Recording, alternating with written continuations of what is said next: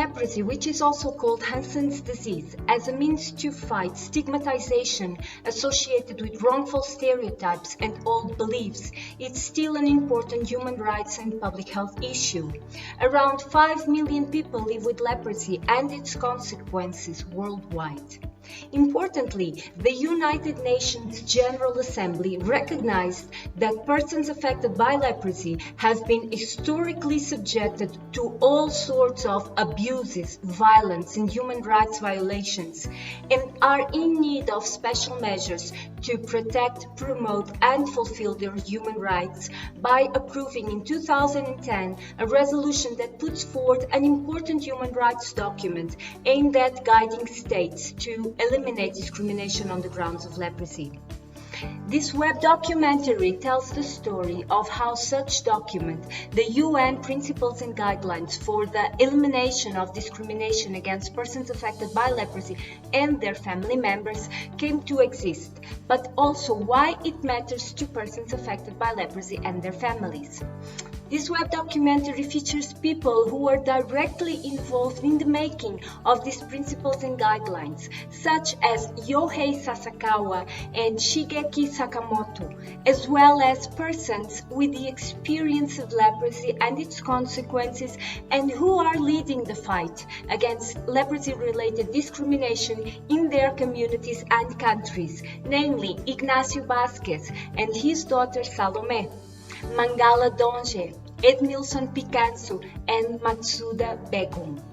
That is why this web documentary is called From the Draft to Law in Action, because it aims at giving life to the written provision of the principles and guidelines through the voices, experience, and expertise of those which document is bound to protect.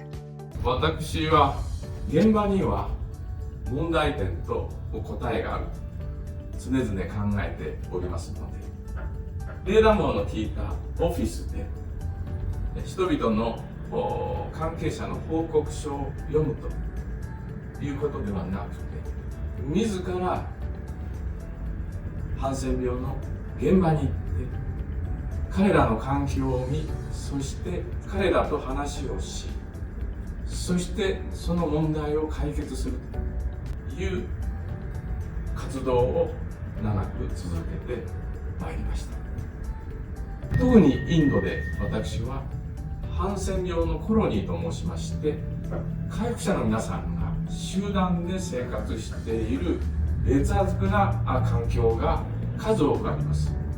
これを私は調査しました。800カ所以上のそういうところが見つかりました。この人たちは実はハンセン病の治った方々ばかりでございます。しかしながら、なぜ病気が治ったのにこのような劣悪な環境で差別を受けなければいけないのかということが大変大きな私には疑問でもございました。高等弁務官代理として事実上の高等弁務官の仕事をされていたラムチャラン博士にお目にかかりに参りました。そしてハンセン病というのはこういう世界的に大きなスケールの人権問題ですということをルル説明したところ、それではこれは大変重要な問題だからとにかく人権委員会の事務局の人たちにもこの実情を話してもらいたいということでございまして、1ヶ月後にさまざまな書類を整えて人権委員会事務局にお邪魔しました。昼ご飯の時に我々のハンセン病のセミナーを開くことを勧められ、1時間ほどの休憩時間に別室でハンセン病と人権についてのシンポジウムを開催しました。その後、人権委員会が人権理事会に組織変更になりました。可能な限り私は回っでこのぜひハンセン病の患者、回復者、その家族数千万人とも思われる巨大な隠れた人権問題について人権理事会でぜひ採決をお願いしたいということを回ったところ、ほとんどの方がご協力をいただきました。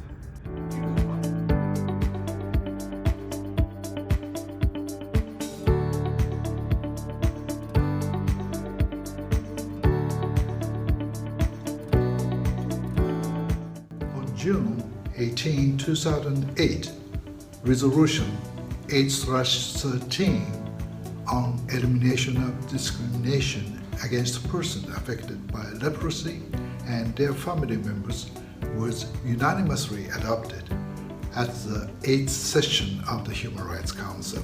The resolution was co-sponsored by 59 countries.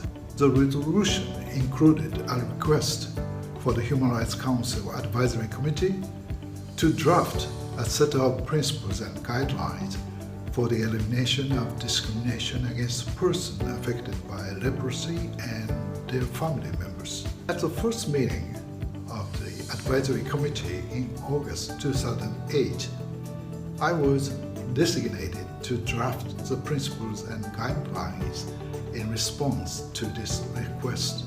The drafting process began on January 15, 2009, with a meeting on leprosy hosted by the Office of UN High Commissioner for Human Rights. Participants included representatives of governments, UN observers, relevant UN bodies, NGOs, and independent experts.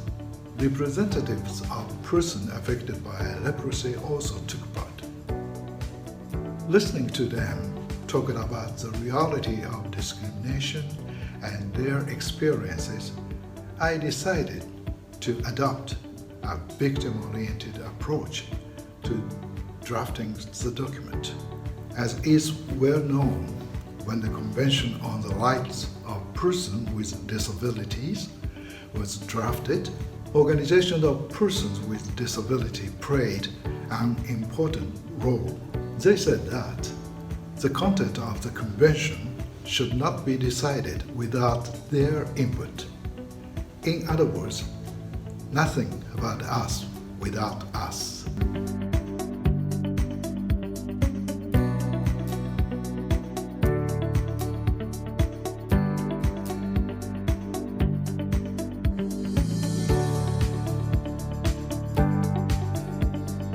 En el año 2012, anhelando con todas las fuerzas trabajar para recibir una hermosa bendición en mi hogar, la llegada de mi hija, Salomé.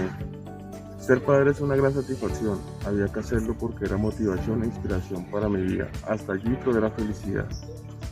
Una patología de la cual no conocía sería al final de mis sueños en ese momento. Es un dolor el cual no quiero recordar y fue la unión familiar lo que nos fortaleció, gracias a Dios.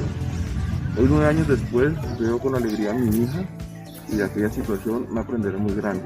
Conocí mucha gente con situación similar y esto me ayudó a mitigar los miedos. Aprendí de los derechos humanos y he podido ayudar a otras personas en las mismas circunstancias. Fui víctima de discriminación laboral cuando al ser certificado el médico me rechazó sin decirme la razón. Tiempo después me enteré. Un camino duro de recorrer, un tratamiento doloroso que dejó más secuelas que la misma enfermedad. Sometido a depender de profesionales sin el conocimiento necesario para prestar una atención integral y adecuada para esta clase de patología. Experimentar con corticoides de manera irresponsable sin dimensionar el daño que estos medicamentos causan en las personas, que desarrollamos una dependencia total para poder sustituir una de ellas, la más terrible, un exagerado aumento de peso, el grado de obesidad en una persona extremadamente joven, en una lucha constante por recuperarse y lograr una recuperación total. Este es uno de los más duros desafíos. El estigma y la discriminación hacia las personas afectadas por Hansen es una realidad que se niega a dejar de existir, igual que la ignorancia, la deshumanización y todas las leyes discriminatorias que en el mundo se deben afrontar. Ahora vamos al tema de los profesionales que poco o nada conocen y nos miran, tratan como personas como poco aceptables. El miedo a ser contagiados les lleva a un servicio pésimo donde ni siquiera hay un trato digno de un ser humano. Así es la vida de las personas afectadas en un mundo en donde se le tiene la fortaleza necesaria y el apoyo de personas y organizaciones con un conocimiento amplio y un espíritu de servicio que pueda volvernos las ganas de vivir y soñar como un mundo justo, equitativo e incluyente, donde nosotros somos los gestores de nuestro propio desarrollo. At this time, I started work on the principles and guidelines. The number of new cases of leprosy worldwide had come down significantly. At the UN, the WHO had led the international effort to eliminate leprosy, and this medical approach was proving effective at controlling the disease. But discrimination toward persons affected by leprosy and their families remained and still remains in both developing and developed countries.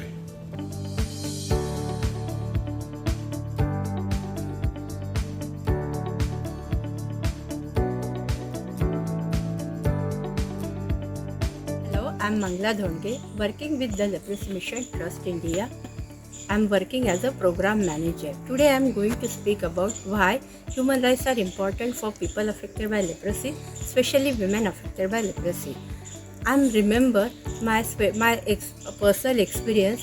There are many basic human rights denied for me by my family and the community. And I did not blame them because they may not aware about it. So need to create more awareness about the human rights for people affected by leprosy as a other human being. When I was very young, I was totally excluded from the social activities. I was simply dropped out from the school due to stigma. Even my parents, they don't have any future plan for me. They never think about my future. They never think about my marriage. So I always think that I always get punishment without any crime. So there are many more Manglas like me in the community. The Leprosy Mission Trust India is running a project called WACA. WACA stands for Women as a Change Agent. We are developing 50 women as a change agent, and they will promote to reduce the stigma from the society, and they develop the women as a change agent in the community. So there should be a strict principle and guideline in the community for the human rights, so which should reach to the last person of the community. Therefore, in drafting the principles and guidelines, I decided on a second basic policy to eliminate this deep-rooted discrimination. I framed the issue as a problem of society and adopted a social approach to guarantee the rights of persons affected by leprosy and their families and outlaws the discrimination. Principles and guidelines based on these basic policies were adopted on August 5, 2010 at the 5th meeting of the Human Rights Council Advisory Committee.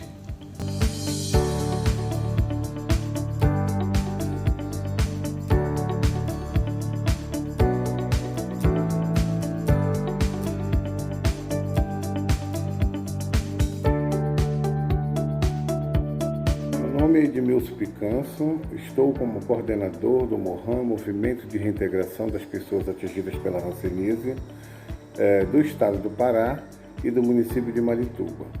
Eu venho aqui, nesse momento, me congratular e aplaudir o relatório da Relatora Especial para a Eliminação da Discriminação contra pessoas afetadas pela Hanseníase e seus familiares, doutora Alice Cruz, que visita o Brasil em maio de 2019, acompanhou várias situações relacionadas à questão da hanseníase no Brasil.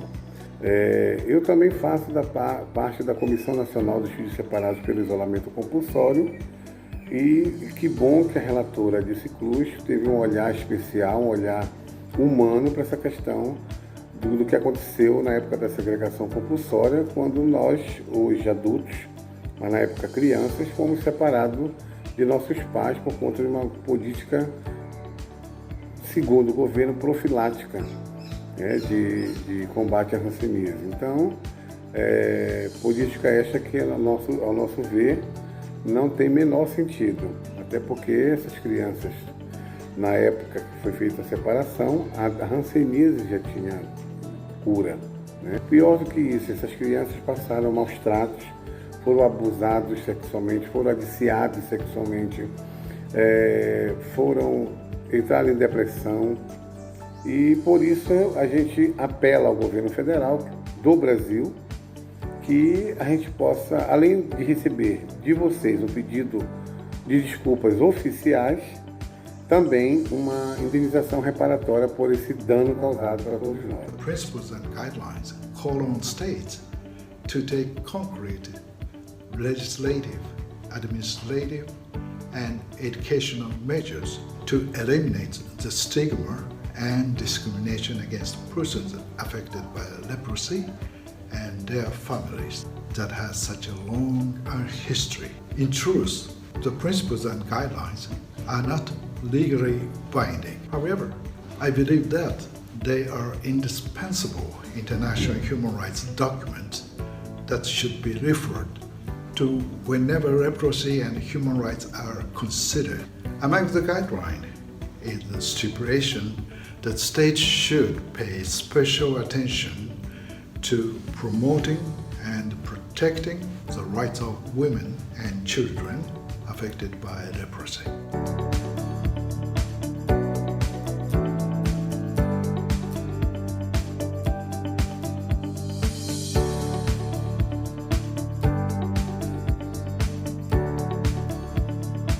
আসসালামাইকুম, আমি মুসাম্মাদ মাকসুদা, সিরাজগঞ্জ সদর। বাবা পিতা মোহাম্মদ গোলাম মোস্তফা, মায়ের নাম মুসাম্মাদ রওশনা বেগম। আমার বর্তমান বয়স এখন 38। 16 বছরে বয়স আমার বিয়ে হয়। বিয়ের 1 বছর পরে আমার একটা কন্যা সন্তান হয়। কন্যা সন্তান 18 বছর বয়সে আমার একটা দাগ দেখা দেয়। সেই দাগটা কুষ্ঠরোগ বলে চিহ্নিত হয়। হওয়ার পরে আমার ফ্যামিলির, মানে আমার শ্বশুরবাড়ির ফ্যামিলির সবাই বলা বলি করে এটা নাকি ছোঁয়াছুঁই রোগ। আমার হাতে রান্না খায় না, আমি কোনো কাজ করলে সেটা মেনে নেয় না, আমি যে প্লেটে ভাত খাই সেটাও মেনে নেয়। এইভাবে আমার সাথে খুব আচরণ খারাপ করে। তালাক করে দেওয়ার পরে বাবার বাড়িতে চলে আসি। আমি লেপ্টার সহযোগিতা পাই। তখন সহযোগিতা পেলে আমাকে তারা বিনা সুদে 6,000 টাকা দেয় একটা সেলাই মেশিন কেনার জন্য। সেই সেলাই মেশিন কাজ শেখা লাগবে, তো আমি জানতাম না। আবার ছোট বাচ্চাটাকে রেখে আমি অনেক পরিশ্রম করে সেই সেলাই মেশিন কাজ শিখি। ওই সেলাই মেশিনের কাছের থেকে আমার মনে করেন জীবন পথ চলার পথ শুরু। বাবা বাড়িতে চলে আসি। তারপরে আমার বাবা মায়ের একান্ত পরিশ্রমেই আমি একটা ছোট্ট একটা ব্রয়লার মুরগির ফার্ম করি। এইটা ফার্ম নিয়ে আমি মেয়েটাকে নিয়ে আস্তে আস্তে আমি মেয়েটাকে লেখাপড়া করাই। তবে খুব খুব পরিশ্রমের মধ্যে আমি আমার মেয়েটাকে নিয়ে পড়াশোনা করি, লেখাপড়া করি। বাবার বাড়িতে থাকি। অনেক বাবা মার ভাইদের গালাগালি শুনতে, অনেক পরিশ্রম, অনেক দুঃখের মধ্যে আমি জীবনযাপন কাটাই। তারপরে আমি 6 মাস ওষুধ খাইলাম, খাওয়ার পর সুস্থ হলাম। আমি কিছুই জানি, আমি চিন্তা মনে করলাম যে আমাকে ঘৃণা করে সমাজ, আমার স্বামী আমাকে সংসার থেকে বিতাড়িত করছে। তবে আমার আশা, আমি মেয়েটাকে অনেক বড় করব, অনেক বড় করে মানুষের মতন মানুষ করব। কিন্তু আমি আরো যে সমাজে আরো কুষ্ঠ রোগীরা আছে, এরা পিছিয়ে থাকবে না, এদের নিয়েই আমি বড় হব। যার জন্য আমি আমাদের গ্রামের প্রায় 30 থেকে 35টা রোগী আছে, ওদের নিয়ে আমি একটা দল গঠন করি। আমার মেয়েটাকে, যাই হোক আলহামদুলিল্লাহ, আমার মেয়েটাকে লেখাপড়া করা, আমি চিন্তা ভাবনা ছিল আমার মেয়েটাকে অনেক বড় বানাবো, ডাক্তার বানাবো। আলহামদুলিল্লাহ আমার মেয়ে ফিজিওথেরাপির থেকে, বগুড়ার থেকে এসএসসি ডিপ্লোমাতে ডাক্তারি করাইছি। এখনো আমি অনেক দুঃখের মধ্যে আছি। এখন আমি বর্তমানে সিরাজগঞ্জ ফেডারেশনে ক্যাশিয়ার হিসাবেও কাজ করি। আমি দেখা যায় এখন আমাদের গ্রামের পর্যায়ে যেগুলা একটু দাগ দেখে, আমার মেয়েটা বিয়ে করার জন্য খুব খুব ইচ্ছে। আপনারা দোয়া করেন এবং সহযোগিতা করেন আমাকে। Anyone can fall ill. A person must not be discriminated against or rejected just because he or she has a disease. Human dignity is inviolable. It must be respected and protected. Each one of us is worthy of living as dignified human being. 形にとりまして、このハンセン病の偏見差別撤廃への戦いというのは、今始まったばかりでございまして、これからの長い戦いがありますが、必ずや人々はこれを理解してくる日が来ると信じて活動を続けているところであります。Even though the principles and guidelines may not be legally binding, at the very least they clarify the normative content of legally binding international human rights instruments, providing guidance to states on how to enforce human rights in the specific context of the systemic and structural violation of the human rights of persons affected by leprosy and their family members. Firstly, the principles and guidelines are an example of non-treaty standards that reinforce international human rights norms, which prohibit inhuman and degrading treatment. Secondly, the principles and guidelines reaffirm and seek to reinforce compulsory general principles of human rights as established by several treaties and conventions such as dignity, non-discrimination, and equality. Thirdly, the multilayered discrimination on the grounds of leprosy calls for acknowledging multiple intersections of leprosy with gender, ethnicity and/or race, age, disability, migration, and poverty. This means that in order to eliminate discrimination on the grounds of leprosy, persons affected by leprosy and their family members are entitled to the rights established for these different social groups, and they should be enforced accordingly. As this web documentary shows, it is urgent to address the historical dehumanization of persons affected by leprosy, which has positioned them at the margins of society and has enclosed them in a spiral of disadvantage that is difficult to break. We at the leprosy community call upon states to implement the principles and guidelines through national plans developed in close consultation and with the full participation of persons affected by leprosy and their representative organizations.